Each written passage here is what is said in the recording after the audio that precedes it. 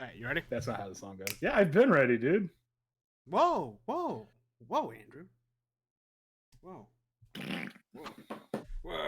Actually, let me make sure the stream health is good. The stream health is not good. We haven't been able to afford our premiums for the. That's what it is. Good. We haven't been able to afford our premiums for the. God damn That's it. what it is. I don't know why my legs are so itchy. Like every time it gets like anything below 90 % humidity, like all the skin on my legs dries out. Specifically my legs. You're an old man now. No, it's been like that ever since after high school. It's just like, oh, is things getting cooler? Ha, fuck your legs. Well, it's just weird, isn't it? Yeah. Why are we not live? Oh, yeah, we are. I gotta crack my knuckles, but I'm gonna do it under the table. That way, the sound of the sickening crunch of my bones popping. Right, we're live. Popping past the arthritis. Alright, you ready? Let's do this. Yeah, let's do this thing. And welcome to another episode of A Talk of Opportunity, a podcast all about tabletop gaming, board games, video games, and books now, apparently. We've been about books, dude. We've covered, how many books have we covered? Like, honestly. Well, if you count like D&D books, I do. A lot. Is it? Yeah. Is it paper bounded by cardboard? That's important. Yes. Okay. Then we covered it. Andrew, with me as usual, and me, Jose, your co-host, your guys who you listen to, and every other Wednesday talking about their bullshit and whatever they're doing with their lives at the moment. We're holding you hostage now. Yay! For 2.5 hours, just like last episode. Put your views in the fucking bag. And today we're talking about the second book on the Expanse, Caliban's War. Whether you like it or not. Let's roll that music.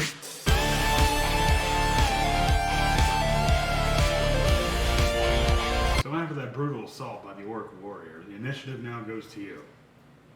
Jose, what do you do? I'm gonna cast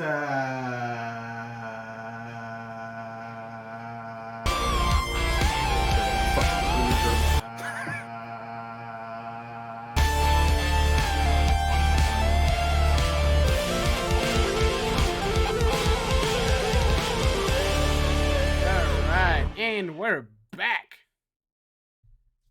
Hi, Andrew. Hello, Jose. How are you doing today? I'm doing great. Today is our second day of book club. Mm-hmm. And we're discussing one of the greats. Please. Game as a quarry. Please have some of this complimentary coffee. It is kind of watery because Billy, he has stomach problems. Oh, Billy. And we have some shortbread. Here, have some shortbread. Here, take them. Thank you. No. If you're gonna listen, if you're gonna spit it out, at least do it outside of Sandra's view because she made these herself.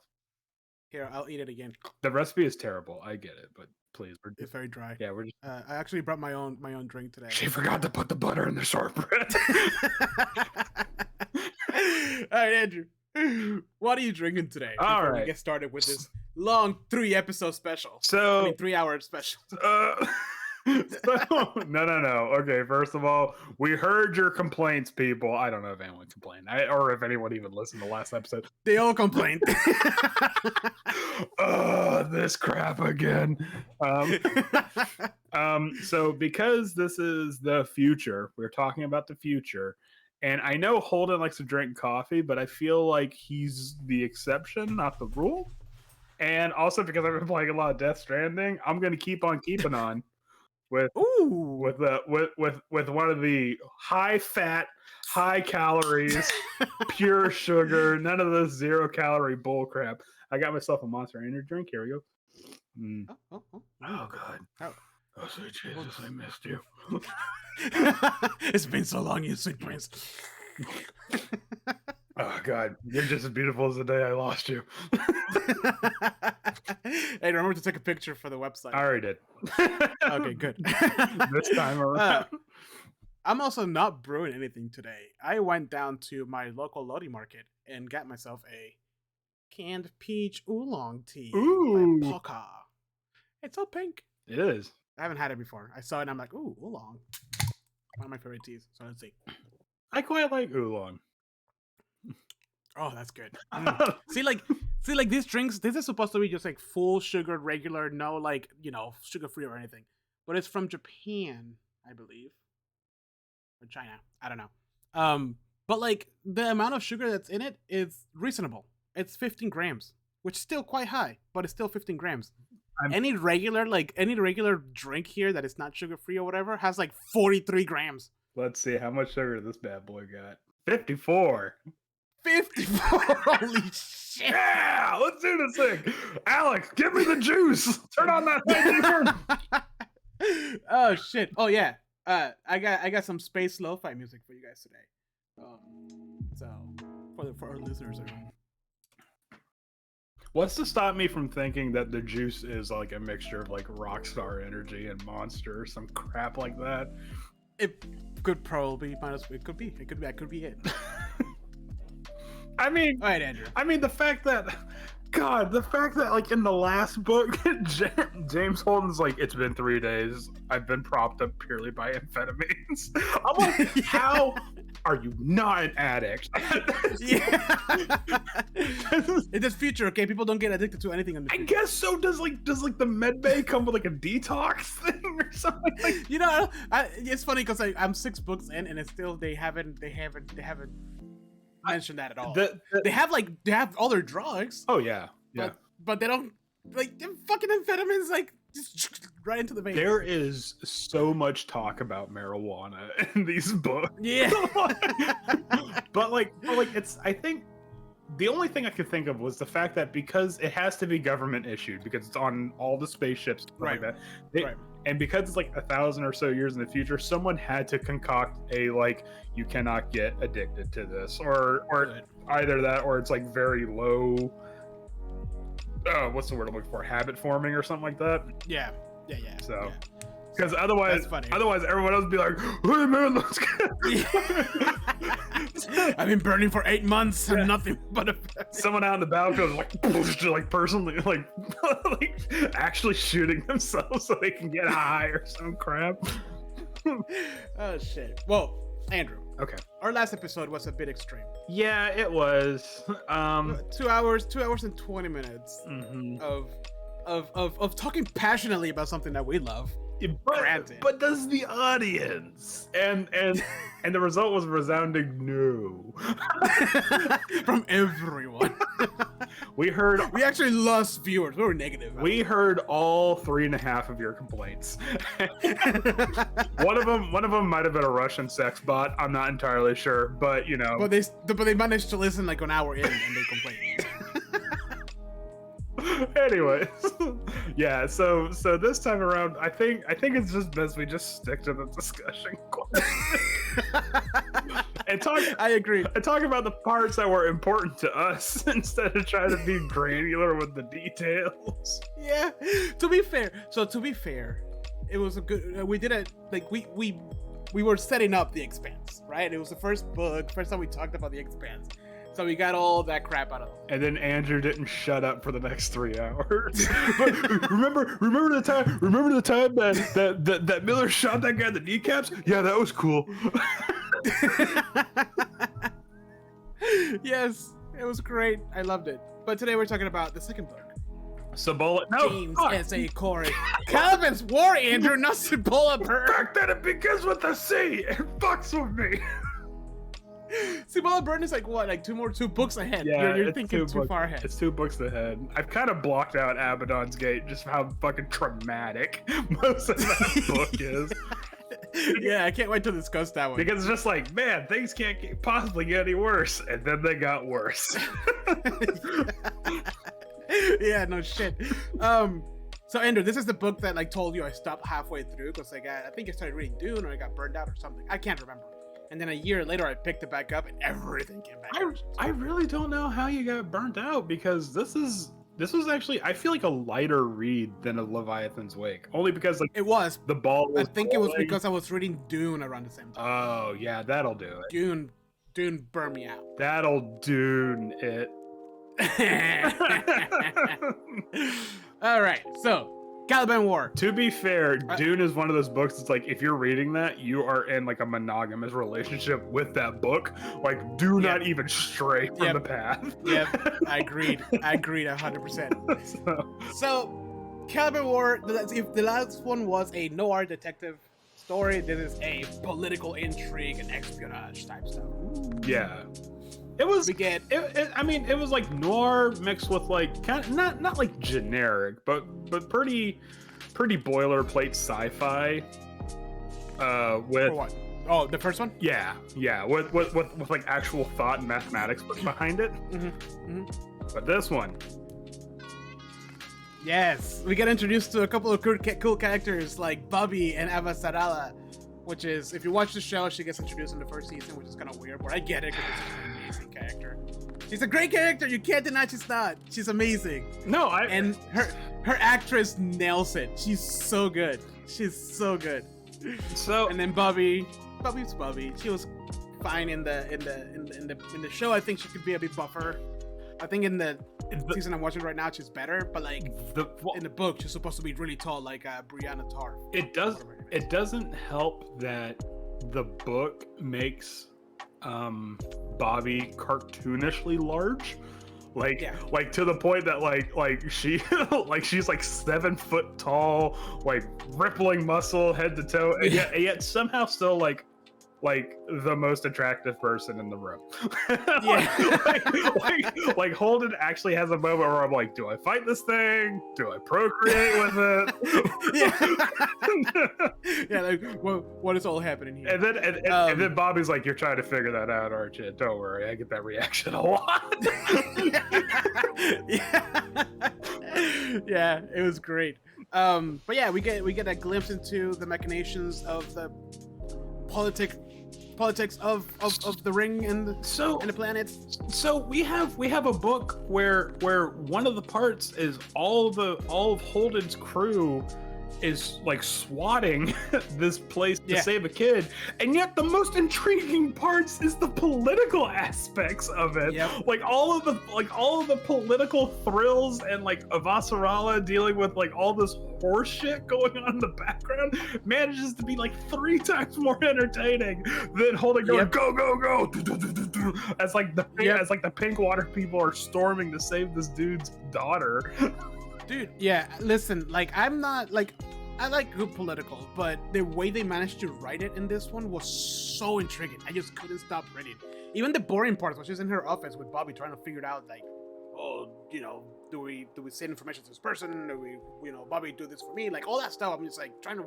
It was easy to follow. I think that's what helped me a lot. It was easy to follow the strings and the web. And I think what got to me about it is that it gave this world depth, like a lot of depth. It wasn't just, it's not just like Holden and crew like, haha, we're sailing the high seas of space, you know, we're taking out space pirates. Like, no, like you get to see how very tenuous the relationship is between UN and Mars, and now that the OPA is becoming a real thing, like now they have to deal with this third party, you know, and and the fact that like Avasarala is playing the game and everyone else is playing it, and she knows the moves that are being played, like her opponents know the moves that are being played against her, and it's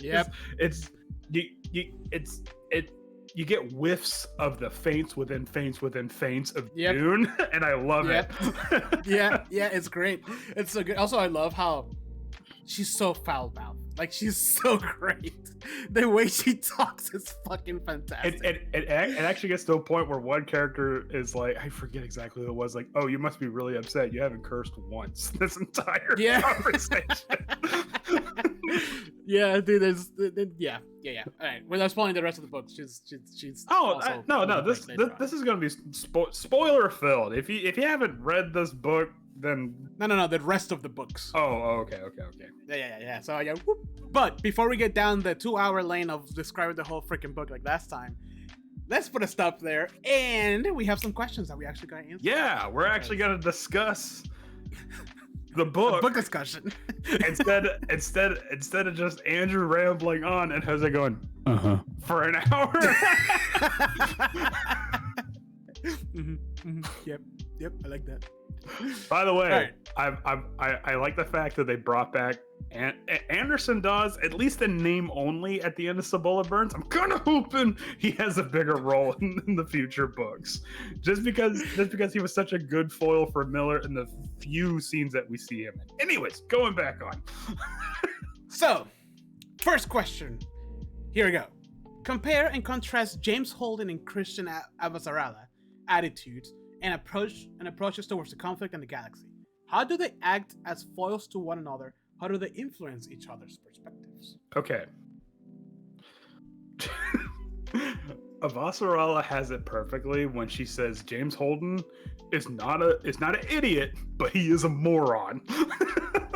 Insofar the fact that James Holden, I mean, we get the idea of how he's like in the very first book, where it's like, I'm just gonna shotgun this information out and start all these wars because the truth will prevail no matter what. But Avasarala knows just from being the assistant to the undersecretary that everything he says is now not just, it's going to get lost in the mire, but it will become a political tool. It will be weaponized. Like words are just as powerful as weapons in her like arena here.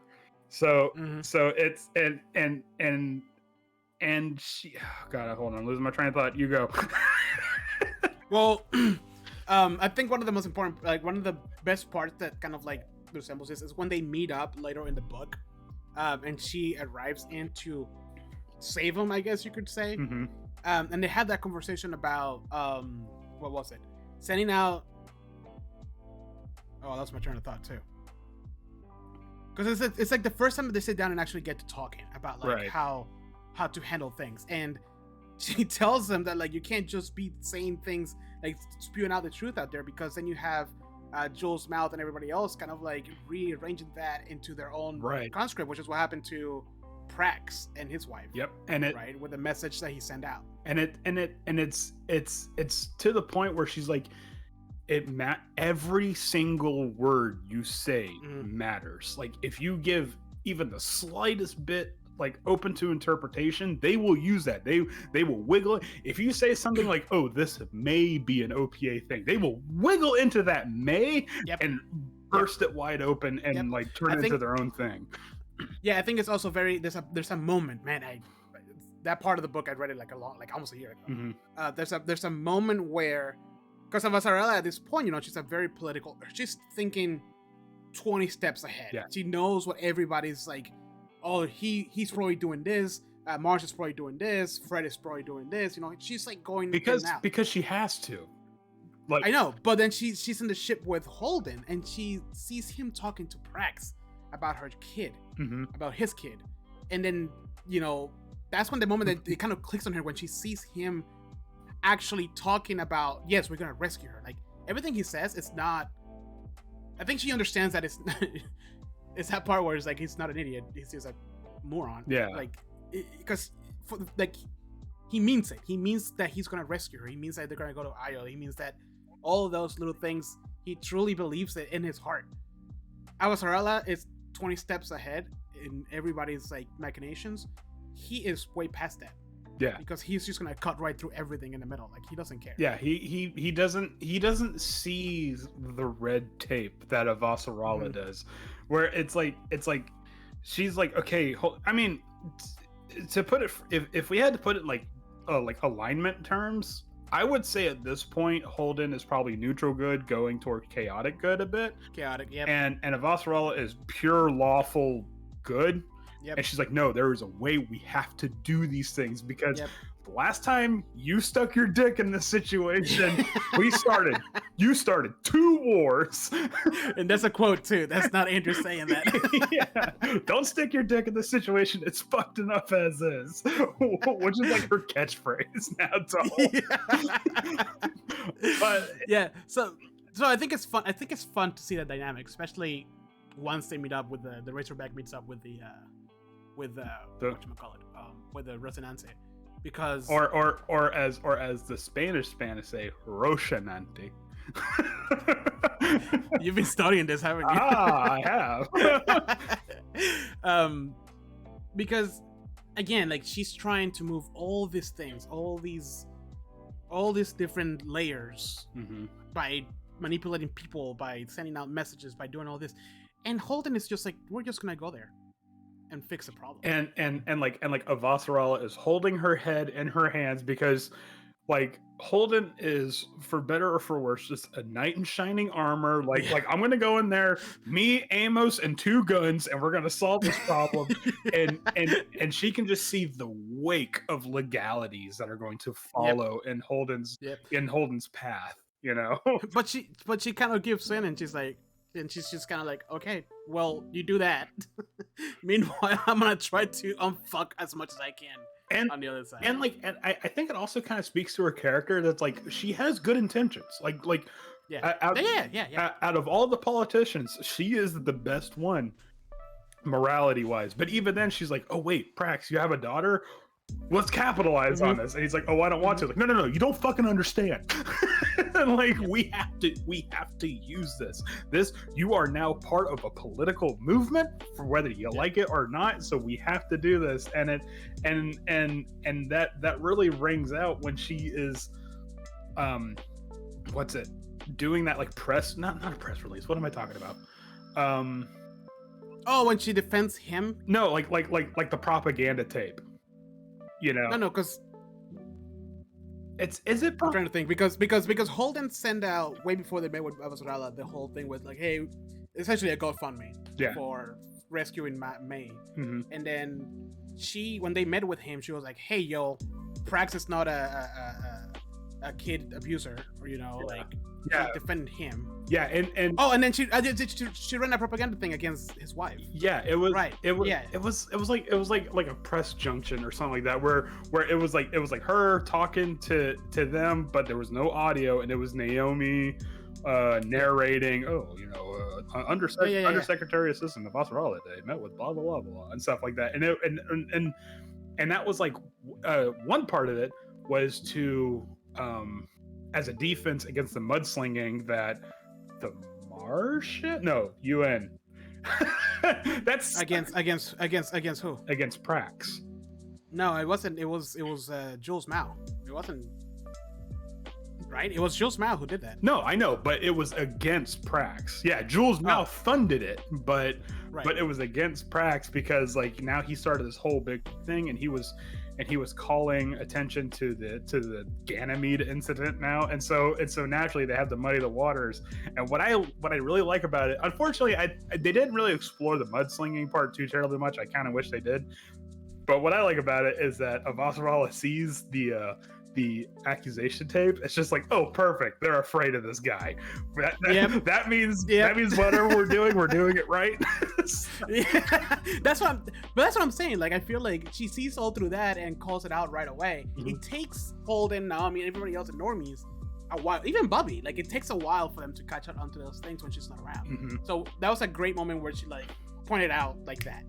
And, and the thing about it is, I feel like Bobbie, if she hadn't dealt with what she did in the beginning of the story, Bobbie could easily just be another Holden, where she has a hammer and everything else looks like a nail, but then Avasarala is like, no, let's not be stupid here. Like the whole for the life of me, I cannot pronounce the name of the ship that Mao puts him on. The Winjin? Yeah, I always have a problem pronouncing it, but it's just like Bobbie's like, just give me my power armor, I could totally blow through this. And Avasarala's like, huh? The one Shinji? Yeah, the one Shinji. Thank you. And she's like, just give me my armor, I could blow right through this. And Avasarala's like, no. we have to follow the steps first because we cannot be space pirates. yeah. Which was great. It was okay. We're not gonna dive too crazy into the details. Maybe let's have a section after we go through all the questions about favorite parts in the books. Okay. But the second question kind of goes along with the first one, where we kind of discussed it a little bit. But what are your thoughts on the ways Holden and Avasarala manage information? And I mean, we kind of touched upon it, which is like Holden at this point. Holden still is that press a button. Here's all the schematics. Here's all the video. Here is everything that we just witnessed. And Avasarala is like, I am not releasing anything unless I am precisely know what is going to happen when I release it. And you know what I mean. And if I remember correctly, I think the two have a conversation about it. And Avasarala is like, well, how would you feel if you learned about this information? And he goes, oh, well, I feel like everyone else needs to know it. And she goes, that's exactly why we're not going to do that. because she knows he's going to have a knee-jerk reaction, which means everybody else is going to have a knee-jerk reaction. Because we have to remember, Holden wasn't a dirt farmer before the events this happened. He was a lieutenant in the UN Navy, so he is a smart, competent, capable person. So she knows there are much dumber people out there that are going to start way worse crap in the wake of this information. So 100%. So she kind of uses Holden as like a litmus test. Like, okay, how do you react to it? Oh, badly? Then we're definitely not doing it. I love her so much. Every time she comes up on the page, I'm like, oh god, I wish there was like more from her perspective later on in the book. Sadly, there isn't a lot. But anyways, so the next one is one that kind of like one of the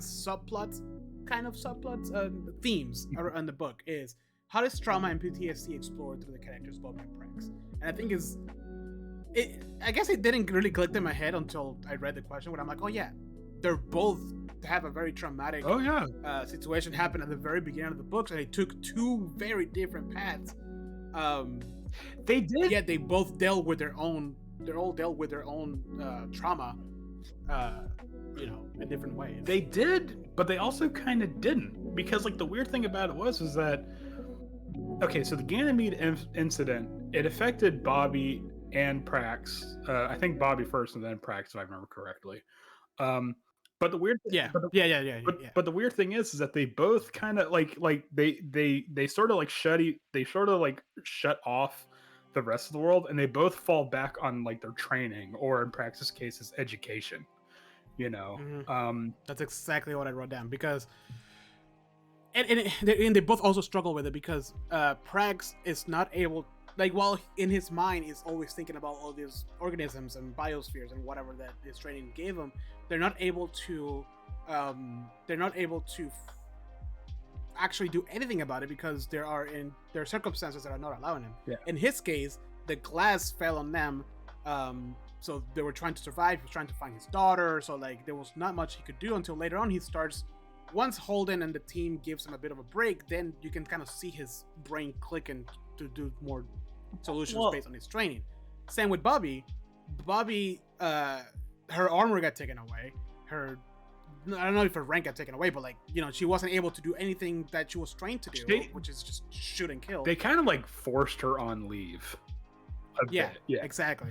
And then for the first half of the book, she's essentially Avasarala's secretary.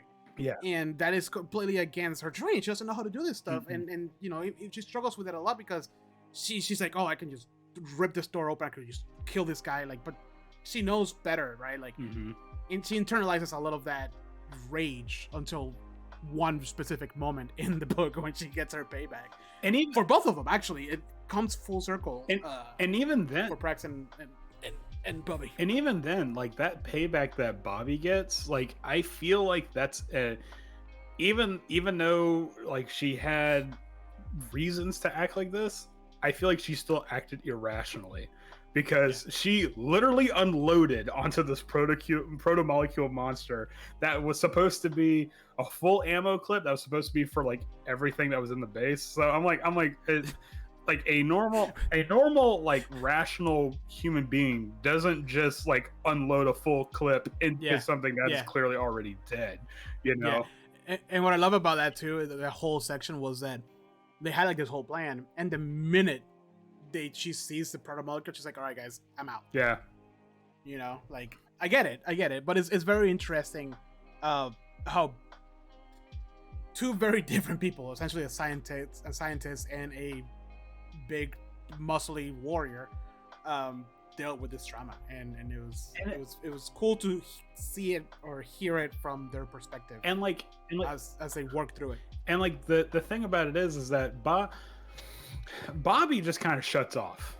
Like she goes on full autopilot, and that's punctuated by the comment that Mertens makes, the kind of like psychologist that gets assigned to her. Oh yeah. Yeah, where he's like, how many times did you take apart that gun, clean it, and put it back together? You're like, you haven't fired a single shot. What are you doing?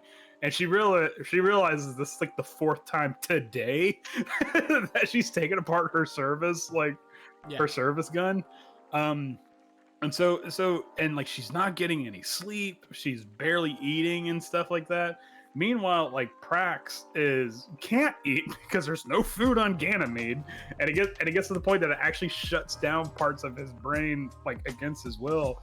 But then once he like recovers food wise, he starts physically. Yeah, he starts thinking everything in a scientific term to the point where he's like, my daughter is 1,000% dead. There's no way, like scientifically, like this can't be happening. And the weird thing is that he uses that rational part of his brain to try to coax the emotional part of his brain back out, you know. And I think there was one part where he says himself, May's dead, and he's like, oh god, I'm not crying anymore. Okay, hold on. You know? yeah. And it's weird because like Prax is so traumatized that like I thought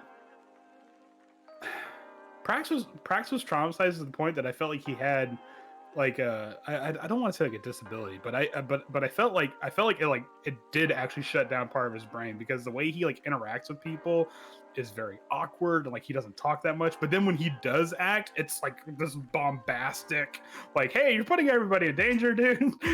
Yep. 100%. I think it's that whole like, or no, I'm not a psychologist, but like, you know, like it bottles everything in because he doesn't want to deal with the reality of the situation. And then when there's a spark or a catalyst for something to happen that he feels like he can do something about it, it comes out at 1,000%. And it's like, you know, he has no control on it. And it's usually the worst possible time for this to happen. And I mean, yeah, and it's true, but like, I love how they wrote it, because that's what somebody in like a normal civilian in that extreme would probably react like. I mean, they don't know better. Like, I mean, just imagine if like a comet came down here and we got shut off from our food supply. Yeah, in 3 days we all become animals, you know. Yep. And you got to think Ganymede was the breadbasket of the belt, and it got destroyed, and now there's no help coming, you know. Yep. Like it. Well, I mean, there is help coming, but it's a very Irish famine situation. Yeah. You know? Also, as I was rereading the recap of the story today, didn't click in my head that Basia was on Ganymede. I totally forgot that Basia was on Ganymede until he mentions Katoa, and I'm like, that's who he is. Well, even then, I was like, I had to reread it, and I'm like, oh, that's right, Basia and the kid that died. Oh yeah, he was there because he was in such a small. I love how they bring characters like that back. It's pretty fun. I really like that part where it's like, hey, remember that nobody character from the first book? Hey, they got the whole perspective. like when I found out when spoilers. Havelocks and Cibola Burns. I'm like, yeah, boy. Yeah, me too. I was like, Havelock, why does that name sound familiar? Oh shit.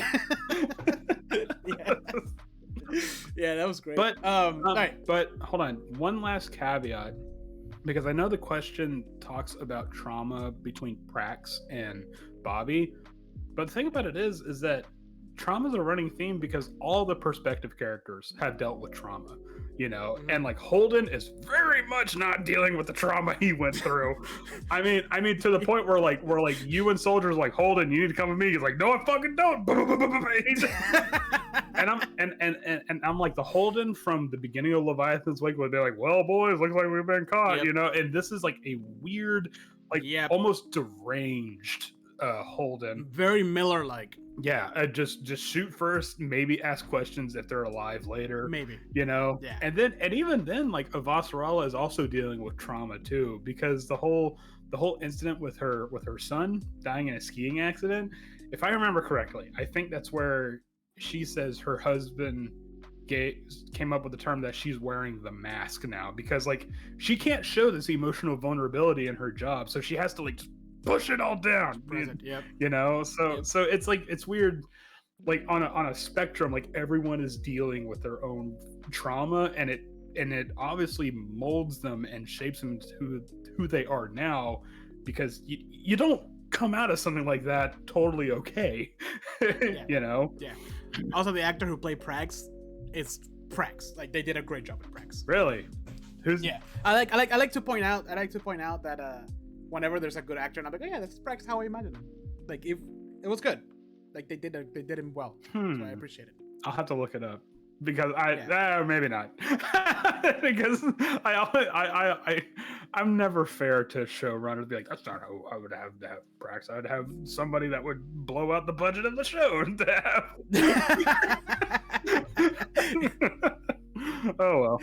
All right, next question. So this is the first book that introduces a Martian's POV. Bobbie, how did the inclusion of the POV expand your understanding of the interplanetary conflicts of the Martian people? So, first of all, we get that awesome scene where she freaks out because there's a sky. And that's what I wrote down. Yeah, when she walks out, I was like, "Oh, Bobbie." She walks out and she says there's more people on the streets than she ever seen in her whole life. She looks up and doesn't see a vacuum, and it's immediately like, "Let me in, let me in, let me in." And the UN guy's like, "Oh, is this your first time on Earth?" Yeah. I was honestly expecting that guy to get more play later on in the book, because they gave him a name, they gave him like characterization and everything like that. He's just nope. I'm literally just a door guy, you know. Yep. Now I think well, this was. See, it's hard for me to remember what they actually introduced because I have like so many books in, but I think it helped a lot to see or put into contrast the militaristic, like very rigid Martian way of doing things, and the very flex, two-faced type of like fluid politics of the UN.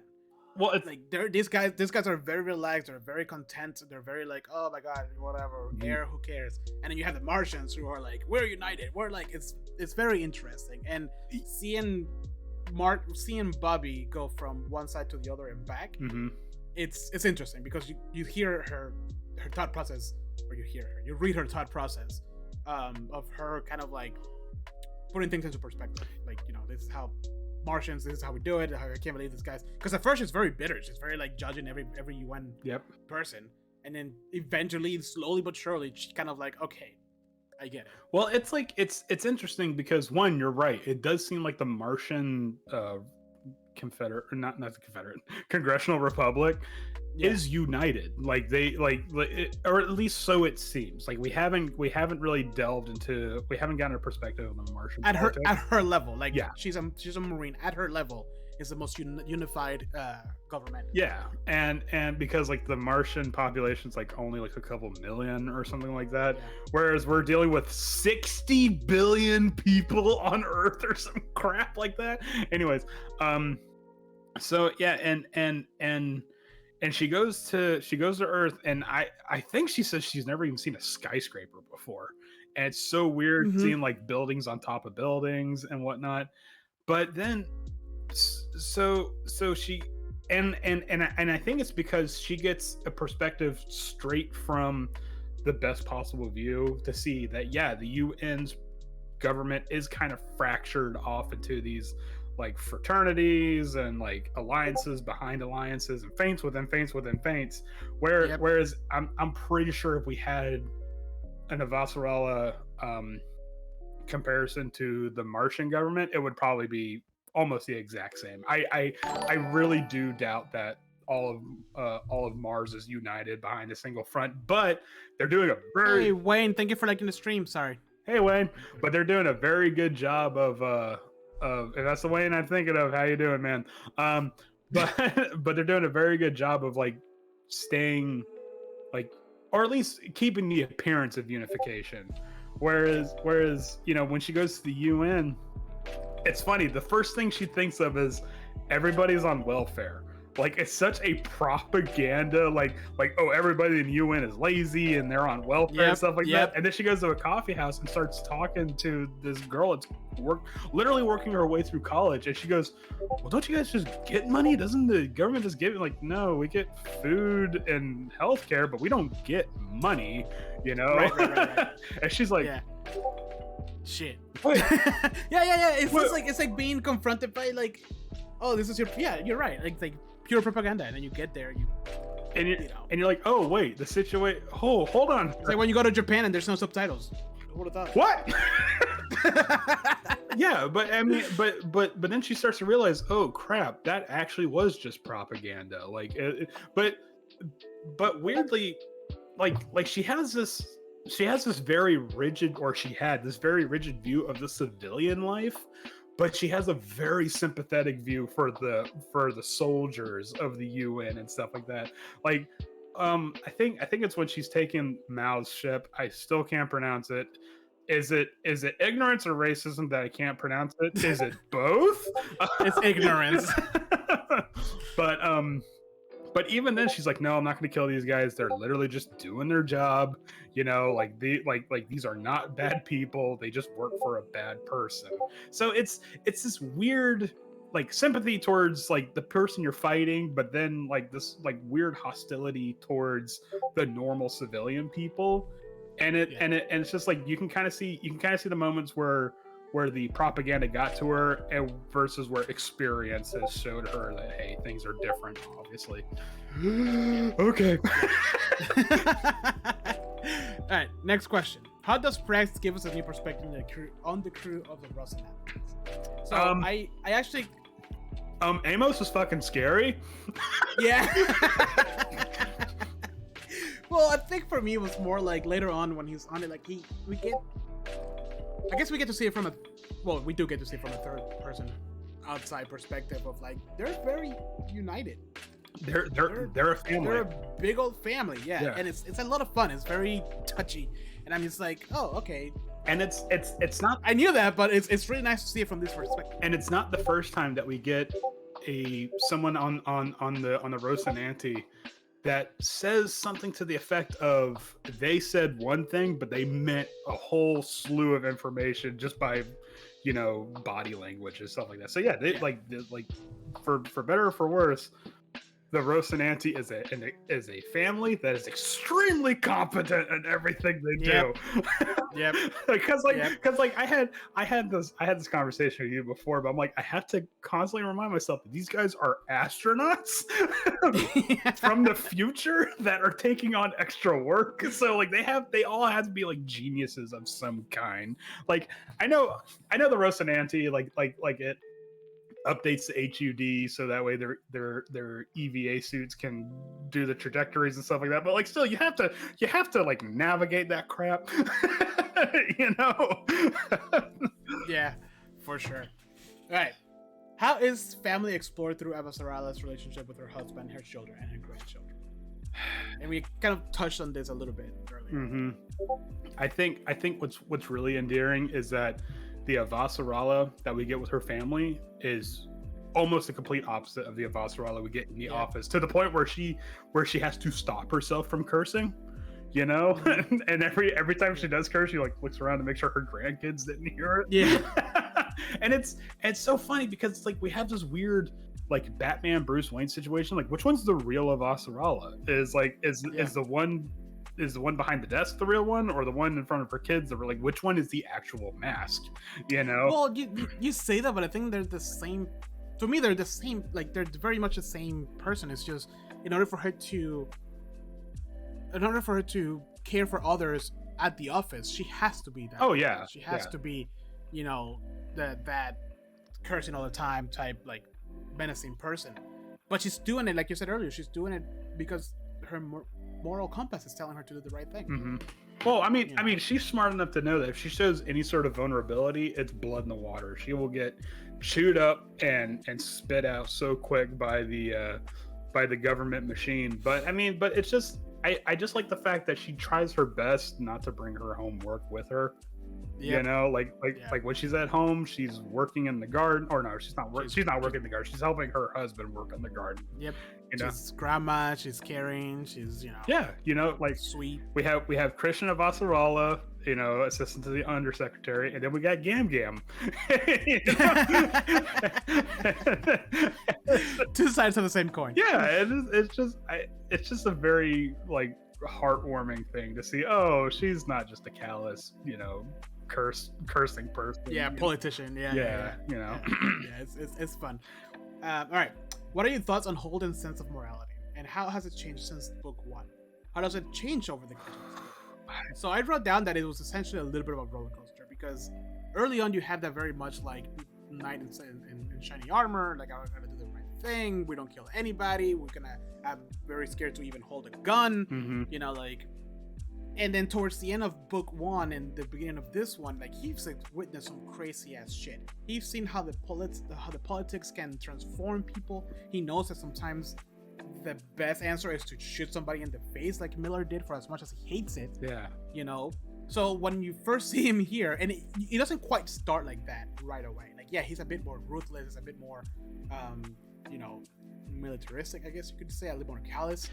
But the minute he sees the proto-molecule in Ganymede, that's when he's just like, nope, we gotta get the fuck out of here and kill everybody on the way that's trying to stop. Well, it's just, okay, so the thing is when the Ganymede situation really gets bad, you see he becomes more like brutal.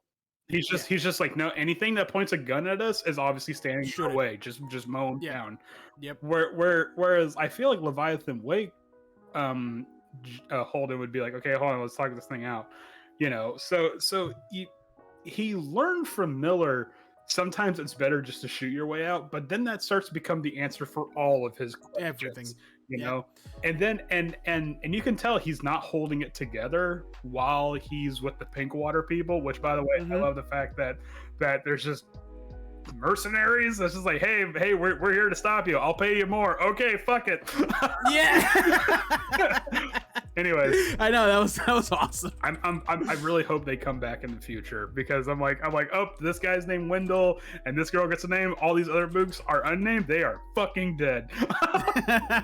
Anyways, so like the Ganymede situation, like you see, he starts to like panic a little bit. Like, he's keeping it under control, but he is panicking. But you're right, when that proto-molecule hits, things just boil over, and he's just like, nope, fuck this, let's just, you know what, Alex, pull the roast Nancy up, we're gonna glass this entire place. And he's like, what? Yep. And yeah, you can definitely see that, like, again, dealing with his trauma, like, and or not dealing with it, better. I mean he's dealing with it. It's not healthy dealing, but he's working through it. I mean, this is and this is like, what, like a year after the Eros incident, which, I mean, that, believe me, trauma will stick with you for years upon years upon years. But it's just the fact that even after all this time, he's like still like, you know, the second even someone whispers there might be a proto-molecule here, and it's just, I mean, it just really goes to show how bad the situation was that he was in. And I think that kind of bleeds a little bit into the next question, which is, Naomi mentions that Holden was becoming too much like Miller. What do you think caused these changes? What is the effect of these changes on Holden and on the people around him? Which is, I mean, pretty much what we've been talking about. Like, he's just witnessed not so much. I don't think it's like the word is not, I'm not looking for so much, but he's seen how there is so many levers being pulled behind the scenes and to make stuff like this happen, that sometimes you don't know if somebody is taking somebody to court or to jail is the best answer. And not only that, but also, like, thinking back on the Eros situation, like, he would have died if it weren't for Miller, you know, and Miller would have died if it weren't for Holden. But because we don't get Miller's perspective anymore, womp womp. So it feels like he's adopted this mentality of, okay, when all else falls away, because the Arrow situation was essentially just the Thunderdome. Yeah. And so he probably adopts this mentality of like there is no government, there is no laws, like this is all just an illusion. Really, it's just two men with a gun. and so he kind of takes on this like brutalist sort of mentality that's like, you know, laws be damned, you know, at the end of the day it's all survival. And so he kind of takes that mentality that Miller had and ramps it up due to the trauma. And he starts to incorporate the worst aspects of Miller, because I mean, you have to admit, or you have to remember, when Holden and the crew met Miller, this was like Miller getting to his worst. Yep. Like, this is not Miller in his prime. This is Miller that's already given up, so everything's a suicide mission for him. So it's very true. Mm-hmm. And because of this, like, everybody, Amos is not afraid of Holden. Amos will put him down if he has to, but like his relationship with Naomi, they break up for a bit. You know, like Alex is like afraid to talk to him. Even like the people that he just met, like, describe him as like dangerous. Like, there's just like an air of danger to him. And even Wendell, after they were done with the whole Ganymede thing, he even just straight up says, "Let's never meet again." You know, like, anybody that deals with him is just done with him afterwards, because he just escalates the situation. And you know, we don't really get a resolution to that till not even. I think this trauma carries on even through to like Abaddon's Gate. I feel like, you know, because it does, but there's a very good reason for it. Oh, no. I think the resolution happens in Abaddon's Gate for the most part. I feel like the resolution actually happens in Cibola Burns, and when we get there, we'll get there. But I feel like he doesn't actually come to terms with what this whole proto-molecule thing is that's been eating him up is until that book. You know, like he levels out near the end of this book and kind of towards Abaddon's Gate, but it's still there underlying this entire time. And it's not until like Cibola Burns he's like, okay, he gets more of a handle on it. Yeah, 100%. All right, so the crew goes through a lot of hassle to save May. In the process, they even harm others. Are their actions justified? Is one girl's life more important than the lives of the people who died or were killed for her sake? I think so. A lot of people died, but I don't think it was. But I don't think it was necessarily because of just May. No, like there was other factors out there that really made the situation what it was. I mean, that May was rescued at the end of this whole ordeal. Excellent, but they still had to deal with all this crap. They had to deal with Mao and Strickland and what's the name of the other admiral guy? Nguyen, Admiral Nguyen. Nguyen, and then there was another guy too. Whatever, but like it wasn't. What's that? It wasn't just like, oh, rescue May and kill everything that stands between us. Mm-hmm. It was more than that, and I think it was justified because I mean, towards the end of the book, they shoot out a bunch of proto-molecule missiles into space. Like, you know, that was the ultimate plan, and they had to stop it. Yeah. I think it was justified. I think I think once things started to escalate, they got justified. Like when things like, okay, when we started bringing in the Martian governments and we had that weird standoff in Io where like some UN ships are allied with Martian ships and some, you know, I think that part is justified. However, I think early on, I think the level of violence he took on was very much not justified. Like in Ganymede and all that. Yeah. Like some I can see that. Like some of the people on Ganymede that he had to take out was obviously justified because they were shooting back at him. But like I said, the UN soldiers, they were just doing their jobs. Like all he had to do was just put his guns down and that was it. And things went south because he was traumatized and he acted out of that trauma. Hold on, let me read the question one more time. And I feel like he takes on this like saving May situation because he wants to do the right thing. Obviously, this is James Holden we're talking about, but also I think he kind of wants to prove himself. I can still do the right thing. Right. You know, like he's like, and save, I mean, yeah, okay, I can see that because obviously saving a child will be like yeah, the ultimate redemption. You know, and the fact that, you know, like yes, Strickland is wrapped up in this proto-molecule research and stuff like that. That's obviously all very well and good, and that would be a bigger reason for him to do that. But I still feel like at the end of the day, he's like, no, I'm still a good person. Here's how, you know, here's me being a good person. I can still, you know, I can still save the day, you know, save the day by saving May. Right. Yeah. I'll have to agree with that, but also the side of the same coin is, the other side of the coin is, the Strickland's action to treat the children immune deficiency justify his experiments on them? Why or why not? No. I think experimenting on children just in general is like, no. Yeah, don't. kind of. That's kind of fucked up. You know, because I mean, with Strickland, we get this weird. Oh God, who was the guy from the first book, the Protogen guy? Dresden. Yeah. I mean, we essentially just get another. I mean, doesn't Strickland say that he actually worked with Protogen and he's actually like he's like a sociopath or something like that? So yeah, right there, right after. Oh, I don't know if that part was mentioned, but yeah, he did work with Dresden. Yeah. So I mean, so right then and there's your justification for no, obviously don't experiment on kids. Yeah. I think this is a pretty black and white straightforward question. Yeah. No. All right. How do the reactions of Holden's parents to his girlfriend inform us about the interplanetary tension about Holden himself?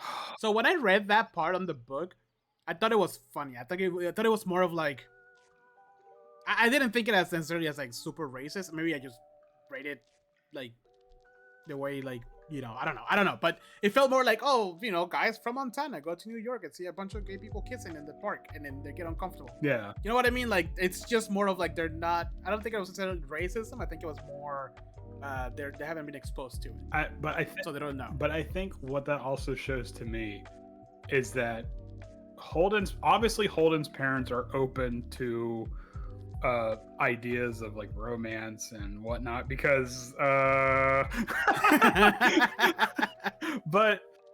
but the fact that they are hesitant that their boy is dating a belter tells me that there are people that are not okay. Mm-hmm. You know, like there's gonna be some situations where it's like, oh, look who's coming for dinner. It's like I don't want no belters sitting at my table. Yep. You know, 100%. And yep. And like as somebody who grew up in an environment like that, I'm like, oh, this hits a little too close to home. Yeah, I also appreciate it because you know, we've been with the characters, we've experienced all of them, like Martians, Earther, Belters, like constantly. It puts you in an easy spot where you're like, oh, everybody knows Belters, everybody knows Martians, but clearly not. There's clearly a lot of people out there who have still not even left the planet. I mean, out there. Yeah, and that's also what's the word I'm looking for? I mean, it's also made a point insofar in the fact that Naomi's like, no, I will never go to Earth. You know, right? And vice versa. You're right. Yep. Yeah, and it's like, well, first of all, physiologically, she cannot go to Earth. The gravity well will like put a lot of strain on her. But I mean, there's also, I think she's aware of the fact that there's going to be a lot of prejudice if she goes to Earth, and it's like, it's even. Like there's even a part where like one of Holden's moms is like, oh, we don't care who you're dating, and some of those like, oh, haha, it's a belter and stuff like that, and then someone's like, and then what's it? Someone tells one of Holden's dads, hey, he's dating a belter, and he's like, cool, and then like goes back to the football game or whatever. Yeah. I know, it was such a weird like normal family thing. I was like, okay, cool, we just save the universe. But you know Holden has an uncle out there who's like, he's off screen somewhere else. just like steam coming out of his ears and stuff like that. Oh shit. All right, next question. So this one starts with a quote. The quote is, all of human civilization have been built out of the ruins of what had come before. Life itself was a grand chemical improvisation that began with the simplest replicators and grew and collapsed and grew again. Catastrophe was just one part of what always happened. It was a prelude to what came next. How do you think this playing out across the history of the world of the Expanse over the course of the events in the timeline of the series? Alternatively, which characters or people's groups' philosophies most align with this quote? So my answer to this one was pretty much that I feel like every baddie, I guess, or extremist aligns with this group so far in every book that I've read. Like this whole like, oh, we gotta destroy it to rebuild bullshit. Yeah. Right. I don't think there's like a normal Martian or a normal Earth that would be like, yeah, let's destroy Mars so we can make it better. You know, like I don't know. Well, it seems like the doctors, the protogen doctors were like that in both books. Strickland destroying kids to build something better. You know, the previous one with Dresden, with the sacrificing all the people in Eras to find out what happens next. You know, and without giving too many spoilers, that happens again and again in the other books as well. Oh, and not to the same extent, but yeah. Well, so it's just it's weird because you have this kind of duality where there's this awful thing that's happening, and the bad guys capitalize on it. You know, correct. At Leviathan's Wake, the Arrow situation happens just for like a thought experiment. And this, we have the proto-molecule monsters because Mao is trying to militarize and weaponize the proto-molecule into a functioning weapon. And later on in the books, the same thing happens where bad guys capitalize on it. Yep. And the thing about it is like, yeah, these catastrophes happen, and the good guys win. But in the wake of this catastrophe, something else kind of opens up. It's very much like when one door closes, another door opens. And so we have these situations where what's it? The like at the end of this book, the proto-molecule, or no, hold on. At the end of Leviathan's Wake, the proto-molecule is sent to Venus. And all this stuff starts happening. And during this book, they are studying what's going on with Venus. And then what happens at Venus happens, and it shoots this weird space squid thing that opens up like a ring. And then in the next book, we explore what happens there. So, you know, it's like, yes, there is catastrophe after catastrophe after catastrophe. And later on in like the next book, and especially in the book after that, we learn that like society is built on in the ruins of a previous catastrophe. You know? Yeah, but it also, I think, even scaling it back a little bit, it also plays into the fact that like no matter, yes, the bad guys capitalize on the catastrophe and they cause the catastrophe for the most part. But what comes after, you know, they like to take credit of it because like, yeah, something better is coming along, but it's not necessarily them, it's the people who are rebuilding after all these crazy catastrophes that are making things better and brighter. And sadly, the bad guys are like, yo, oh, we did that. It's like, and it's so weird because like, what's it? Protogen tried to start a war between the UN and the MCRN or the MRCN, to just essentially make a smokescreen for the proto-molecule. And what happened was that the relationship between the two is tenuous, but then it gave legitimacy to the OPA. Yeah. And then at the end of this one, in a weird way, the relationship between the UN and the Martians is kind of restored to a certain degree, and now the OPA is even more legitimate, like legitimized. So in the wake of this, like these terrible things are happening, but the humanity as a whole is becoming stronger for it, for better or for worse. And it's like I don't know, it's so weird because this shift forward with civilization has bad stuff happening, but then there's also good that comes out of it. Like it's not it's just kind of like how history is. Like it's messy, it's built it's built on the graves of other people and the ruins of other societies, but it's becoming stronger as it keeps moving forward. Yeah, no, you're right. And I think it's just human nature, honestly. Yeah, it really is, and That's why we're still here. Ah! Yeah. Thanks. I hate it. All right. Last question, and this one's a bit of a loaded one, but how do the tensions in the futuristic world of The Expanse reflect tensions that you see in our world today? So, I think it's one of those like circular things, right? Like, yeah, we're trying to compare what's happening in The Expanse with what's happening today. You know, one of the biggest, easiest conflict to kind of pick apart is like the Ukraine-Russian war right now. But when this book was written, that wasn't happening. So it just puts into it just brings up the fact that like we don't learn from our mistakes that we do over and over again. So like, cause I'm sure that James A. Corey, they pull inspiration from like real life historical events. You can tell that in the books right away. Oh yeah, you know. And yet, if you think about it, you can apply what they learn about their history to conflicts that are happening right now. So it's like a never-ending messy cycle of war and prejudice, and we don't learn, and there's always going to be people who hate other people. And I mean, it's a broad question, but it's a little like, yeah, it's because I mean the thing about it is that like sometimes time is a flat circle and it just repeats itself.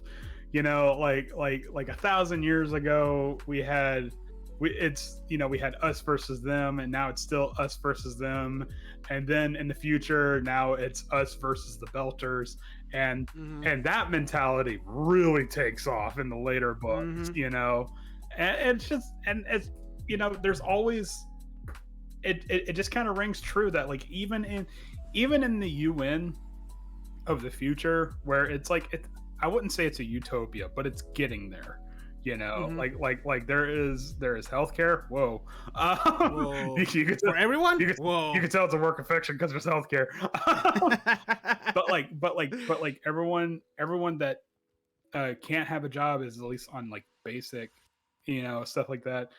And so, but even then, there's still conflict. There's still strife. There's still like problems, and it's just it doesn't matter how far in the future or how far back, it's always going to be us versus them, you know. And it's just that's just the way of things. And again, human nature, man. This fucking sucks. And it's later on in one of the books that one of the characters says like, oh, before it used to be like Anglos and Asians and Polynesians. Now it's Earthers, Belters, and Martians. You know, like it's just.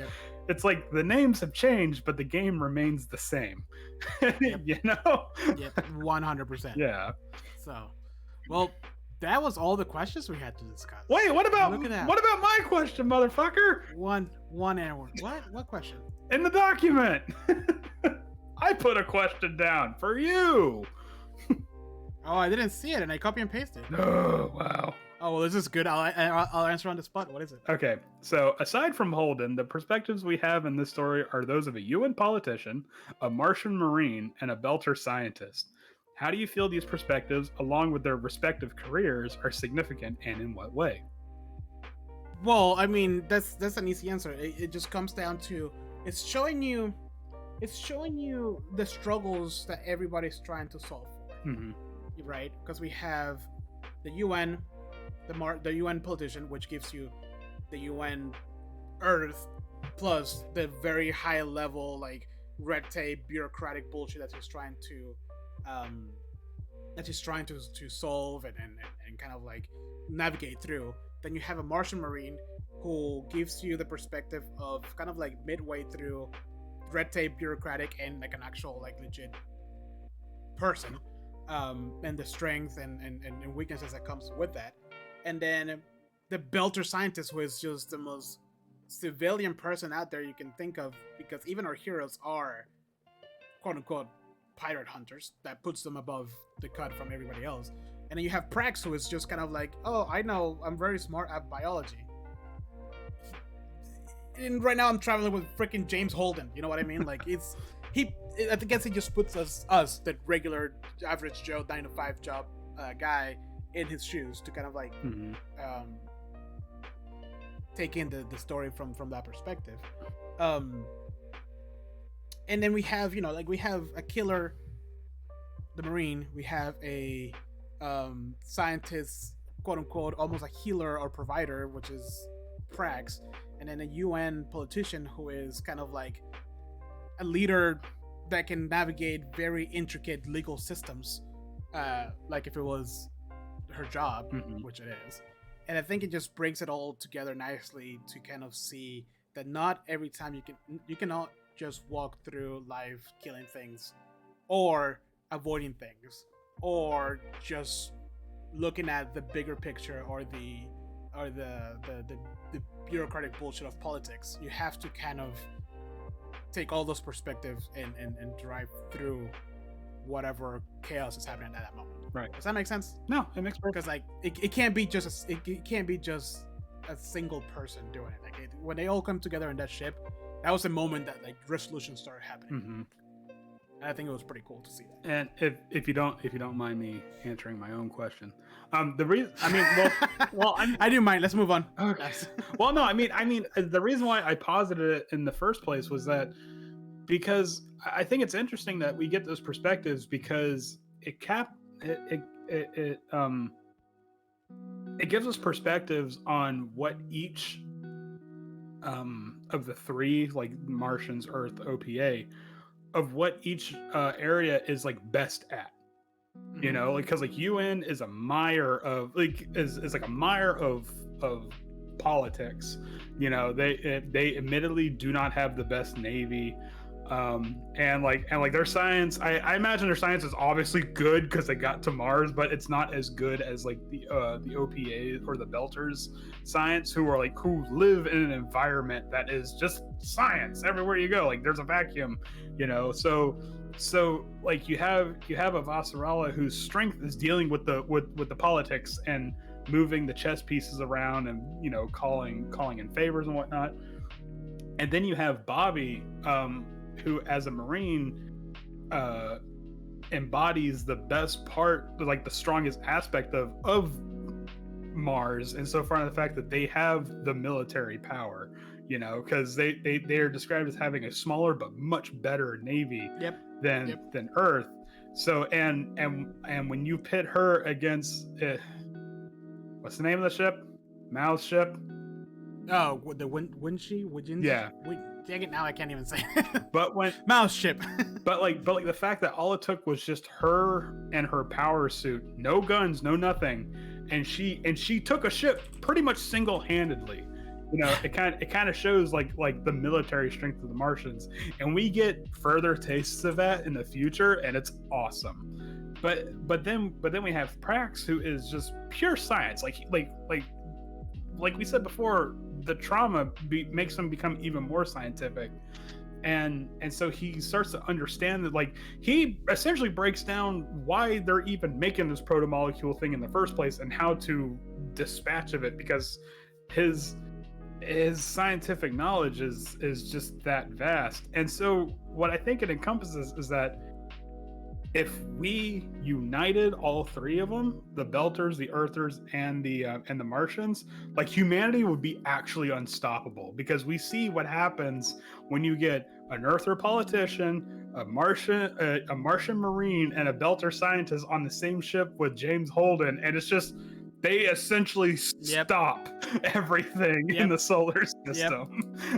So I mean, it's just, I think it's just an interesting aspect about how these three are like a third of the potential that humanity can carry if they just unify. But, you know, obviously politics and prejudice. Right.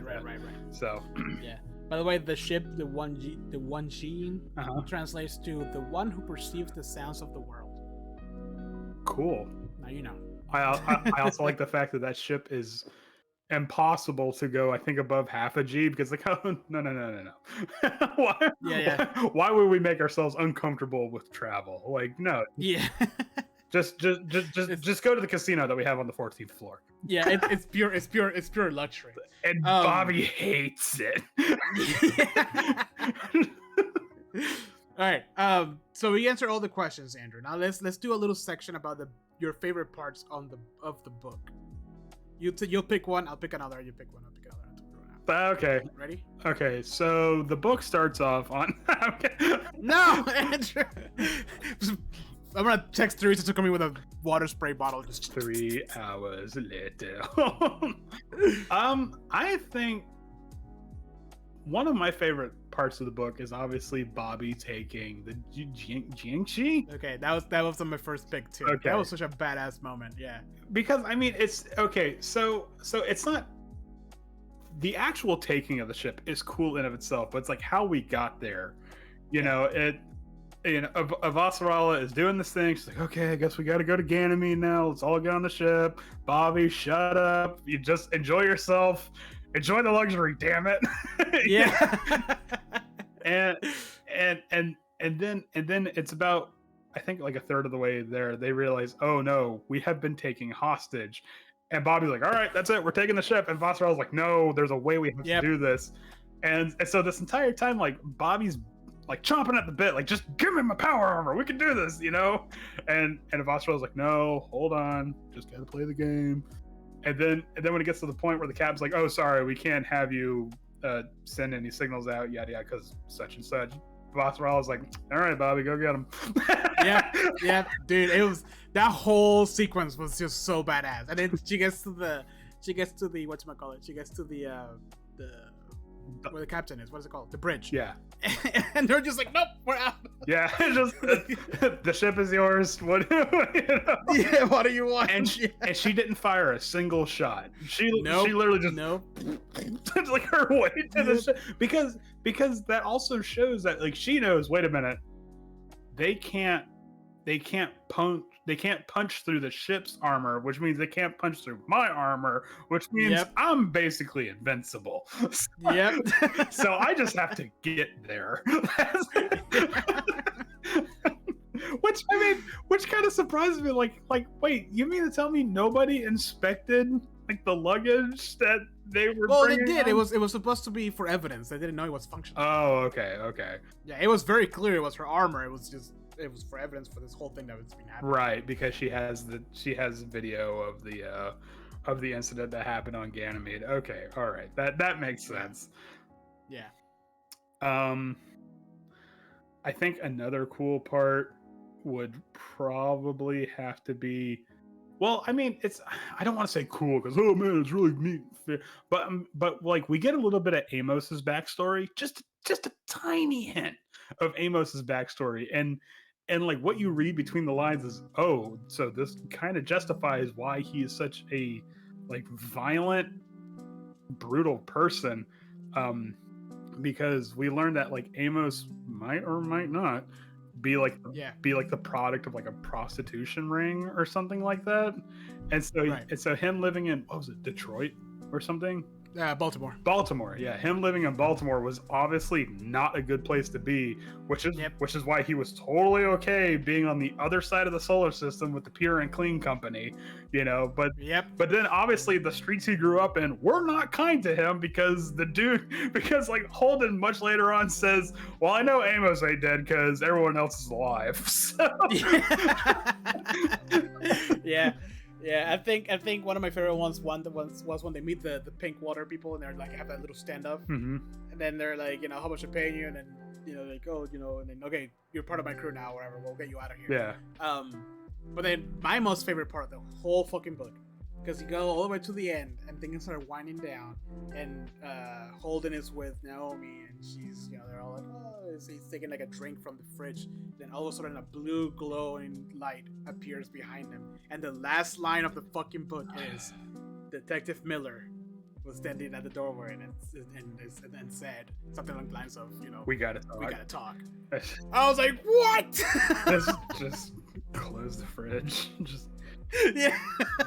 Is this the book where Holden is praying to the coffee machine? I think so, yeah. Okay. Early on, yeah. Because that's one of my highlights, where he's just like, please work. and now Miller appears, dude. That blew my. I was like, what the fuck? Like I legit put it down and picked the next one and started reading right away. Oh I I could not stop. I just immediately went right into the next one because I was like, wait a minute. You mean my boy Miller's back? Hold the fucking phone. Yeah, I think also another one of my other favorite parts was the whole sequence when they leave Ganymede, and then a couple hours later they realize that Proto Molecule is inside of their ship. Oh yeah. And they have the whole sequence when like Amos and Holden are trying to take it out, but they can't. And it was Prax who figured it out. Like he was looking for a power source. Yeah, and yeah, because it's funny because like on the PA system, like Alex is like, do you just want me to space the thing? And Amos is like, no, don't do that because Holden's pinned down. And if you do that, we're gonna lose a captain. And then you just hear Prax go, oh, that's interesting. Yeah, and then this chapter up here happens. And yeah, and that's and because of Prax, it doesn't become unraveled, but they figure out what the secret is behind the proto molecule. And but what's it? Oh man, I had the scene where what's it? Okay, so Prax is trying to get information from this like Belter hacker guy.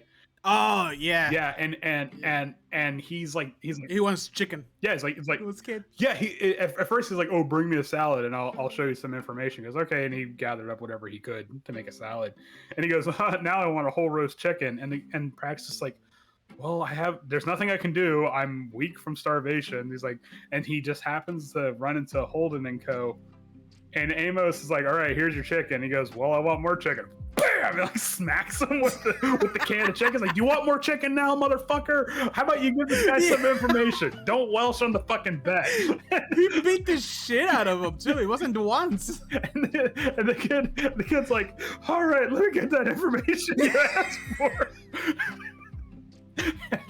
And but I mean it's even to the point that Holden's like, whoa, Amos, you need to like cool your fucking jets, man. Yeah. And when Holden, who's like riled up because of the situation that we're in, is saying that, I mean, like, and then that's where we learn that Amos grew up in Baltimore in a really shitty situation, you know. But I mean, it just, and we talked about this a bit. Like Amos has so much potential to be a bad guy, but he just happens to be on the right side of things, you know. And he does have a moral compass, technically. It's called Holden and Naomi. I mean, can you imagine if Naomi dies? Can you imagine if it was just Amos and Cibola Burns, that book would be like that long. Do you want me to shoot him, Captain? No. You know it's going to end up with me shooting him. Amos, I know. From the beginning. I know, Amos. All right. But we have to do things a certain way. You're right. That shit would have not even happened. Nothing. It was. They'd just be like, oh, all right, oh, problem solved. Oh, is this the problem? I mean, it's even shown with the part where when they get to Strickland, and he's like trying to talk his way out of the situation, and there's like a brief moment where Strickland thinks he talked, and then all of a sudden he just gets wiped out by a shotgun blast from Amos. And it's just like, what? Anybody else would have done it. Oh, yeah. Man. Oh shit. That was man. Cibola Burns was a really good book. I'm sorry. Fuck! Caliban will hurt. I mean, Cibola Burns was a really good one too. Yeah, Cibola Burns was too. It's just kind of fun to see how like it slowly ramps up. Mm-hmm. But sweet. All right, sweet. We're done talking with The Expanse. Now let's talk about our second favorite thing in the world. The news. No, the Dungeons and Dragons. Let's do session highlights. No. All right, Andrew. What is your session highlights from the past 2 sessions? When I dropped a house on everybody in the previous session, or the one before the session. That was my session highlight. I thought that was pretty fun. You dropped a house? Yeah.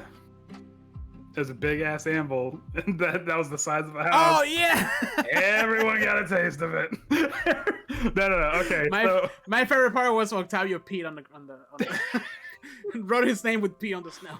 Next to like the most sacred frost giant monument, and he's just like,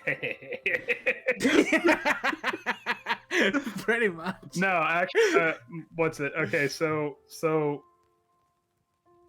I actually had a couple highlights. That session was really fun. It was. So one of my one highlight that I have from, well, not one, but one of the main ones was when we're like, oh, you got a fighter champion, blah yada yada, and we're all standing in the middle of the circle, and it's like it's Octavio, Mittens, the whole crew except for Gar, and then the minute the guy jumps down and he's like, oh, let's do this, we all roll, and then the bad guy was going last or whatever. He rolled and really. Everybody just split on their turn. Everybody just like went to hide, and only Beery stood in the middle with this giant guy with an anvil. And a fucking wolf. I mean, Beery gave as good as she got, because I know everyone was getting pummeled in that fight, but she. It's except for Octavio. Yeah, and that's Octavio freaking out over 8 piercing damage when he's like level what? You're like what? Level 7 now? 7. Yeah, like what are you whining about? Shut up. So the way it played out was because like the wolf comes to attack me, right? I'm doing like fireball. Mm-hmm. And all it was he just bit me, right? That's all it was. He bit you, then knocked you prone. Right. But Octavio played it as he got shoot up like a dog toy. So he's like screaming for like 8 fucking turns, like while everybody goes around, and then the minute he's like the turn again, he's like, oh, hold on a minute, and then he like crawls out of the mouth of the wolf and shoots a fireball at the giant, and then continues screaming. And it was only 8 piercing damage. Yeah, like you. Oh my god, you took no damage in that fight. Like everyone else, Mittens like, haha, like boom, 30 bludgeoning damage like off the side. Oh man, that was a really fun part. What's it? There was one part where I think Octavio was trying to do like everyone have their hands in thing, and nobody did it. So I had one of the frost giants call you out on it. Like, oh my god, that's so embarrassing. There was also a moment. There was also a moment where, because they told me that only Swift and Beery can speak giant. I'm like, okay, that's fine. So then half the party speaks giant, half the party doesn't. And then so Octavio can't speak giant. And then Alex looks on his character. He's like, oh yeah, I can speak giant too. So it's like, so it was literally just everyone else was part of this conversation. Octavia's just like, what's going on? Something like that. And then Beery's like, then I shall die as one of them. It's like, wait, what? And then, all right, everyone roll for initiative.